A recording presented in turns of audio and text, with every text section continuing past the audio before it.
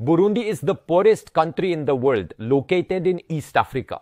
This country is so poor that almost 2/3 of children living here under the age of 5 are malnourished. They die of hunger, they don't get proper food. This country is so poor that its entire sector, population, is in poverty. The GDP per capita of this country is only $270, the poorest in the world. India's round is $1,900 and the average of developing countries is around $5,000. The first thing behind this is that it is a landlocked country. It does not have many resources. The population is very high. Almost 12 million people live there. More than 90% of people are employed only in the agriculture sector. And besides this, the country has been politically very unstable. We see a lot of civil wars.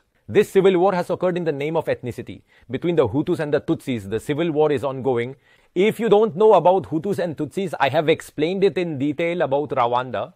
There was a genocide by the same name in Rwanda, Africa.